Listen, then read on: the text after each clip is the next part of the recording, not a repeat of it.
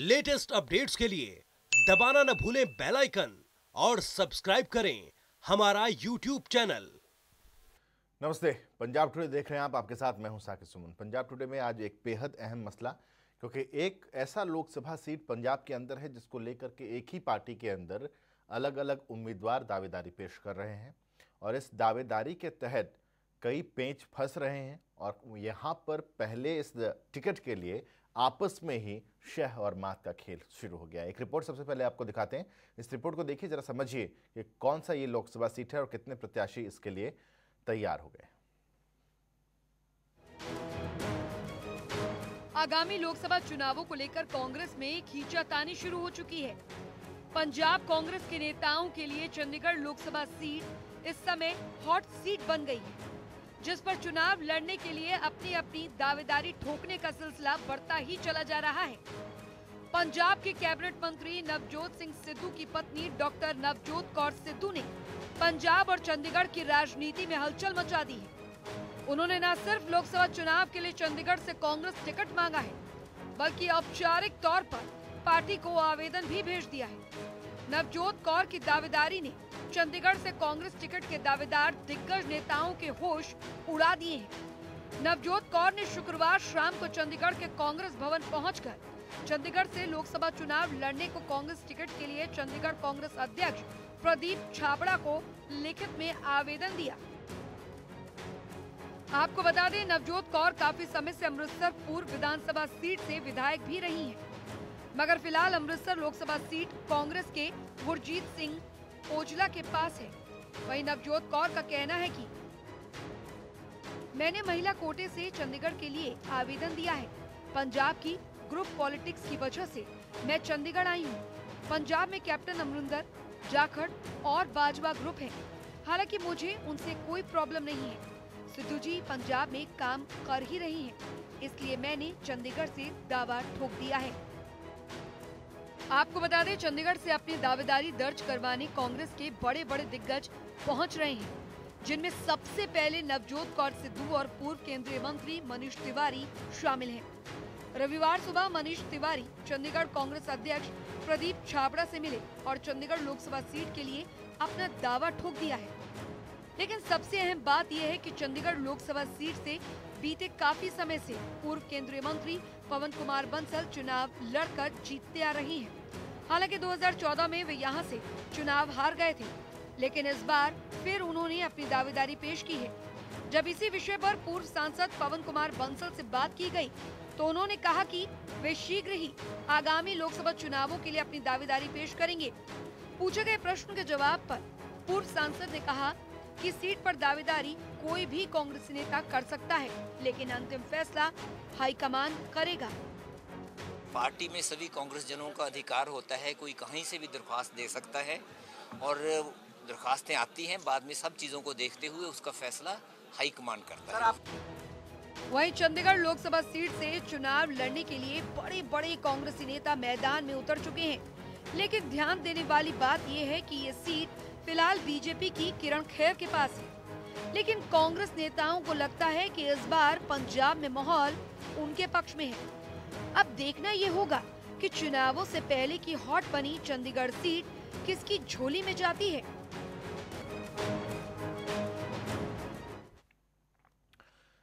जी, सबसे अहम बात यह है कि दावेदारी तो कोई भी पेश कर सकता है। एक पार्टी के अंदर जितने ज़्यादा उम्मीदवारों की दावेदारी आएगी, पार्टी की मजबूती उससे समझी जा सकती है और पार्टी में नेताओं का कद भी उससे समझा जा सकता है। लेकिन इससे इतर जो सबसे अहम बात है और जो दिलचस्प बात है, वो है गुटबाजी वाली बात। नवजोत कौर जिसका जिक्र कर रही हैं कि ग्रुप पॉलिटिक्स पंजाब में बहुत है कांग्रेस के अंदर, इस वजह से वो चंडीगढ़ आ रही हैं। चंडीगढ़ पंजाब और हरियाणा की राजधानी है।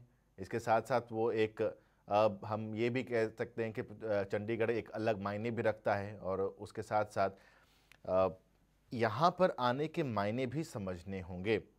हमारे साथ चरणजीत जी वरिष्ठ पत्रकार इस वक्त जुड़े हुए हैं। सर, स्वागत है आपका। और मेरा सवाल यही है सर कि ठीक है, दावेदारी तो कोई भी कर सकता है, बता सकता है, जा सकता है, मिल सकता है, लेकिन ये कहना कि कांग्रेस में, पंजाब कांग्रेस में ग्रुप पॉलिटिक्स है, और सीधे तौर पे कह रही है कि कैप्टन अमरिंदर का ग्रुप है, जाखड़ का ग्रुप है, बाजवा साहब का ग्रुप है, तो ये तो कांग्रेस के अंदर एक बहुत बड़ा सवाल उठाया उन्होंने।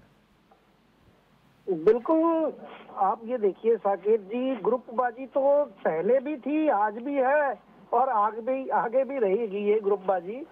लेकिन जो नवजोत कौर जी यहाँ पर आके अपनी दावेदारी पेश कर रही हैं, आप ये सीधा सीधा समझ लीजिए कि कहीं ना कहीं तो पहले से ही बात हुई होगी, तभी ये यहाँ पर आके अपनी दावेदारी कर रही है। नहीं तो मनीष तिवारी और साथ में पवन बंसल की आप बात कर ही चुके हैं जी।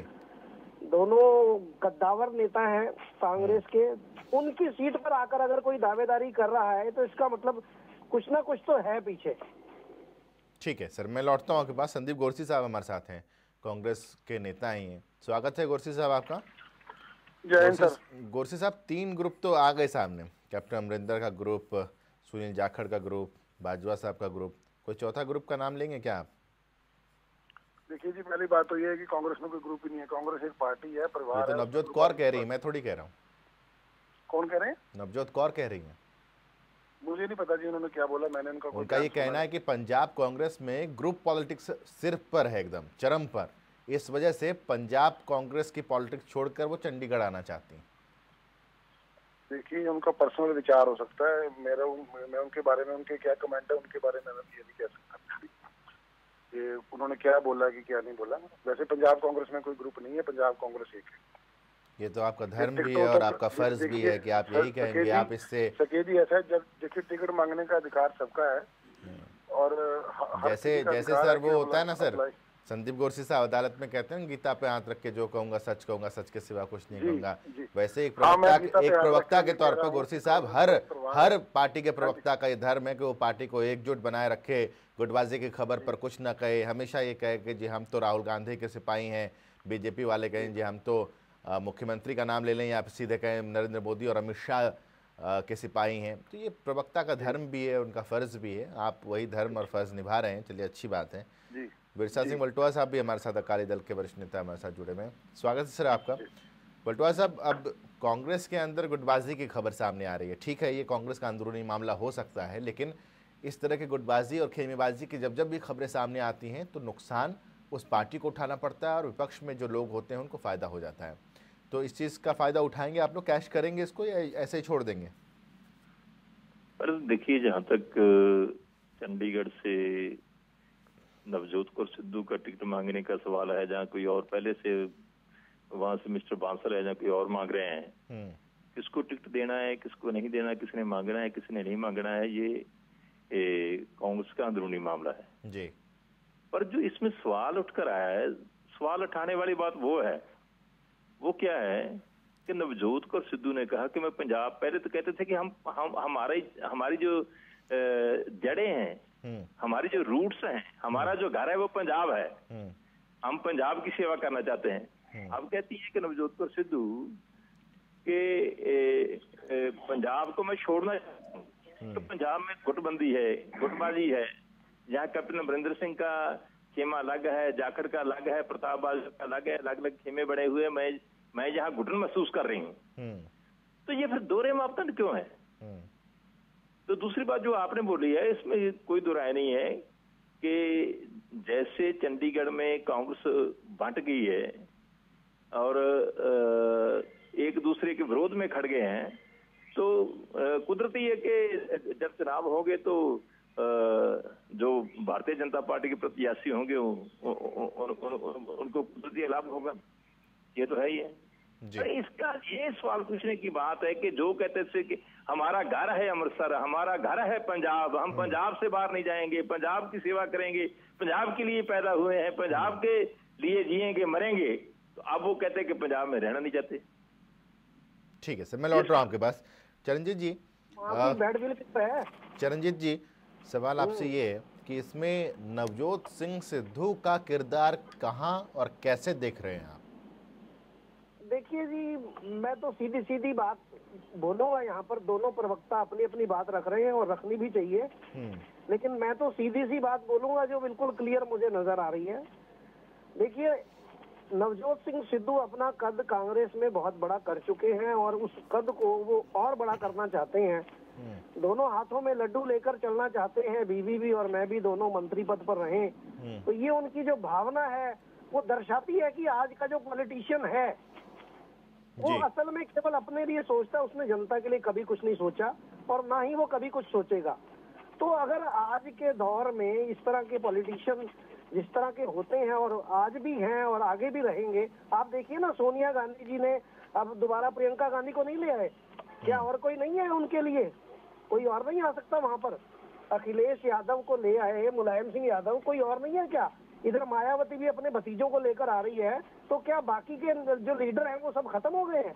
मतलब परिवारवाद पूरे देश में अपने चरम पर था, चरम पर है, चरम पर रहेगा, ये साफ नजर आ रहा है। लेकिन भारत की जनता ये देख नहीं पा रही है। ये बड़ी एक सोचने वाली बात है। मैं इस बात पर ज्यादा देखना चाहूंगा कि पार्टियां तो चलो ठीक है, उन्होंने अपना अपना हित देखना ही देखना है, लेकिन जनता को भी तो देखना चाहिए भाई। चरणजीत जी एक चीज और आप बताइए, क्या कर रहे हैं? चरणजीत जी एक चीज और बताइए, क्या नवजोत सिंह सिद्धू सिर्फ पंजाब में ही अपना कद नहीं बढ़ा चुके बल्कि केंद्र में राहुल गांधी से उनकी नज़दीकी और राहुल गांधी को सीधे तौर पर अपना कैप्टन बताना, क्या आपको लगता है कि कुछ पर्दे के पीछे कुछ बातचीत ऐसी हो चुकी है जिसकी वजह से ही ये सुगबुगाहट बढ़ी है नवजोत कौर को लेकर? बिल्कुल बिल्कुल, ये तो पक्का है ही है। मेरा ख्याल है पिछले काफी समय से इस पर हम बात भी कर रहे हैं और हमारे गोडसी जी बिल्कुल जानकार हैं, समझदार हैं, इनको भी इस बारे में पूरी बात पता है कि सिद्धू साहब अपना कद बढ़ा रहे हैं और अपने दोनों हाथों में लड्डू रखना चाह रहे हैं। तो अच्छी बात है भाई, आज का जो लीडर है, जैसे नेता होते हैं वैसे ये लोग हैं।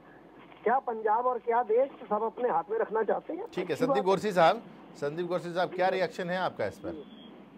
देखिए जी, मैं पहले बड़े भाई साहब को एक बात कहना चाहूंगा चरणजीत जी से कि अभी आपने सबकी एग्जाम्पल दी, तो ने कालीगढ़ बादल की एग्जाम्पल दी। हाँ, वहाँ भी वो भी ले लीजिए, आप वो भी ले लीजिए। मैं माफी चाहता हूँ, सुखबीर बादल का भी ले लीजिए आप। मैं तो सभी को कह रहा हूँ, मैं एक नहीं कह रहा हूँ भाई साहब। नहीं सर, मेरी एक रिक्वेस्ट सुनिए। जैसे आप बोल रहे थे, मैं कभी किसी के बीच में इंटरप्ट नहीं करता हूँ, आप बड़े भाई जैसे हो, पर ये है कि ये देखो अपने कुनबे को राजनीति में लाना ये कोई हिंदुस्तान में पहली बात नहीं है। ये तो वही तो मैं कह रहा हूँ आप जी जी। और दूसरी बात है, हर किसी का डेमोक्रेटिक राइट है टिकट अप्लाई करना है, चाहे वो चंडीगढ़ से करें और चाहे वो अमृतसर से करें, चाहे लुधियाना से करें, कहीं से भी करें, उनकी मर्जी है। चाहे वो अपने आप को लगता है उनको मैं विलिंग कैंडिडेट हूँ, मैं जीत सकती हूँ, तो वो अप्लाई कर सकते हैं। अप्लाई करने में क्या है? ये तो पार्टी का कैडर डिसाइड करेगा कि परिवार मैं ये कह रहा हूँ गोडसी साहब, परिवारवाद का ये कब खत्म होगा देश में? क्या और कोई नेता बचा नहीं है कि बस यहाँ तो सोनिया परिवार मतलब परिवार में है या बादल परिवार में ही है? ये मतलब सभी परिवार में ही रहेंगे, चाहे मायावती परिवार में ही रहेंगी, मुलायम सिंह परिवार में ही रहेंगे। इसका मतलब ये जो दिखावा है ये कब बंद होगा ये देश में? कहीं कभी इस पर भी बोला करिए ना आप लोग। ठीक है, एक बार बूटा सिंह बैरागी साहब भी हमारे साथ जुड़ चुके हैं पंजाबी एकता पार्टी की तरफ से। बैरागी साहब स्वागत है आपका। बैरागी साहब चलिए, कम से कम ये हो गया कि एक तो आम आदमी पार्टी में जब आप थे तो गुटबाजी की खबरें लगातार आती थी, उससे आप लोग बच गए, और अब कांग्रेस के लिए लगभग वैसे ही स्थिति हो गई है, तो आप लोगों को मौका मिल गया है, अब अटैकिंग मोड में आप लोग आ सकते हैं। नहीं देखो, ऐसी बात नहीं है, वो तो ठीक है, परिवारवाद को साइड पे रखना चाहिए, पर ये पार्टियां पता नहीं क्यों प्रेफरेंस दे रही हैं। पर इसमें कहीं ना कहीं मैं वोटरों को भी अपील करता हूँ, उनकी भी रिस्पॉन्सिबिलिटी बढ़ जाती है। भी जो भी परिवार से ऐसे कुछ है उनको थोड़ा समझे, उनके फेवर में कास्ट ना करें। क्योंकि अगर मैं बात करूं तो कांग्रेस पार्टी ने 2017 में एक नॉर्म डेवलप किया था, भी हम एक परिवार से किसी को 2 टिकटें नहीं देंगे। पर कहीं ना कहीं पब्लिक डिमांड ले लो, लीडरशिप क्राइसिस ले लो, इनमें परिवारों के ही है, चाहे वो पटियाला से कैप्टन अमरिंदर सिंह और उसकी वाइफ की बात हो, चाहे अब ये नवजोत सिंह सिद्धू का कंसेप्ट आ गया है। परिवारवाद वैसे डेमोक्रेसी के लिए अच्छा नहीं है, खास करके हिंदुस्तान की डेमोक्रेसी के लिए। अब इनको छोड़ देना चाहिए, क्योंकि परिवार में एक ही है। अगर हम सेवा की भावना से आ रहे हैं, it's a passion not a profession. पर आजकल के जो पॉलिटिशियंस हैं एज ए प्रोफेशन ले लेते हैं, अभी उनका लड़का जाएगा, उसके बाद वाइफ जाएगी, भी जितने भी हो जाए, ये एडजस्ट करने की बात सोचते हैं।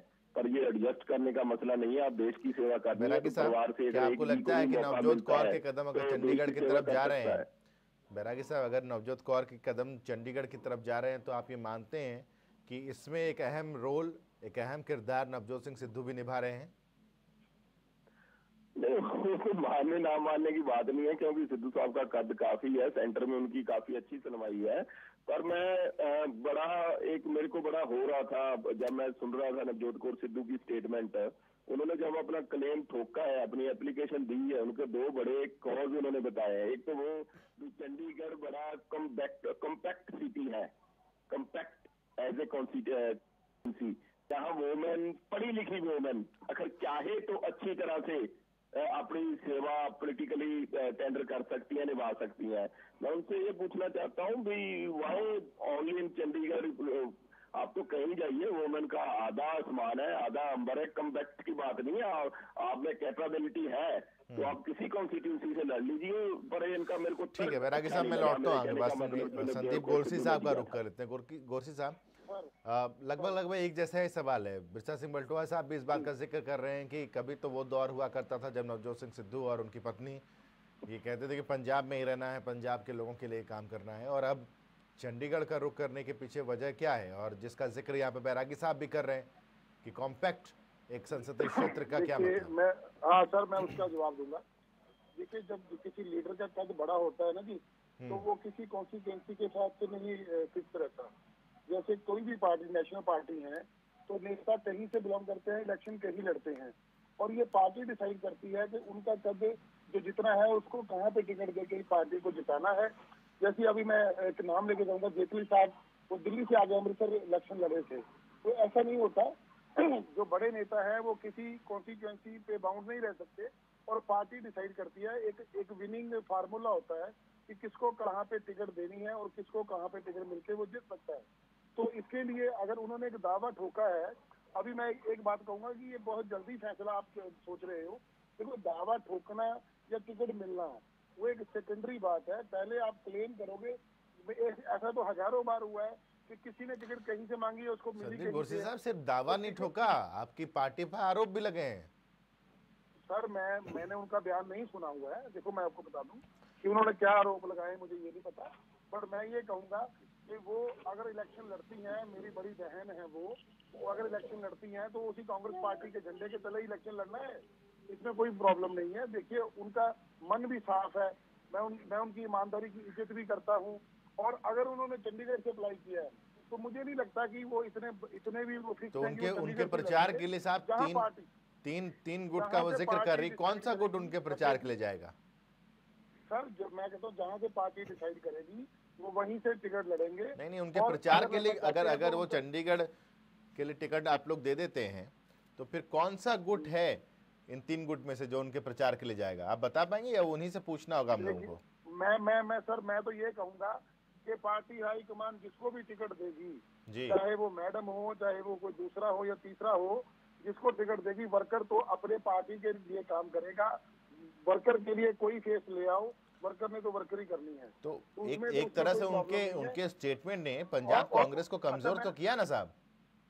मैं बताता हूँ, आप उनकी स्टेटमेंट की बात कर रहे हो, बार बार मैं आपको कह रहा हूँ, मैंने मैडम नवजोत कौर सिद्धू की स्टेटमेंट नहीं सुनी है। लेकिन ये पता होना चाहिए ना साहब, गोरसी साहब, आपको कि नवजोत कौर ने इतना बड़ा स्टेटमेंट दे दिया, इतना बड़ा स्टेटमेंट है नवजोत कौर का ये, जहां पर वो पार्टी में 3 धड़ों की बात कर रही हैं, ग्रुप पॉलिटिक्स की बात कर रही हैं, ग्रुप पॉलिटिक्स से परेशान होकर वो चंडीगढ़ की तरफ जा रही हैं, और नवजोत कौर का भी कद जो है वो छोटा नहीं है। देखिए सर, एक बात तो है कि सरदार नवजोत सिंह सिद्धू जो हैं वो कहीं से भी इलेक्शन लड़े तो जीत जाते हैं, उसमें उनमें कोई दिक्कत नहीं है। और मैडम भी देखिए, पैरेलल उनके साथ उनका नाम जो है वो सिद्धू साहब के साथ जुड़ा हुआ है, तो मैडम सिद्धू जहाँ से भी। चलिए, शुक्रिया आपका हमारे साथ जुड़ने के लिए। बाकी सभी खास मेहमानों का बहुत बहुत शुक्रिया हमारे साथ इस चर्चा में शरीक होने के लिए।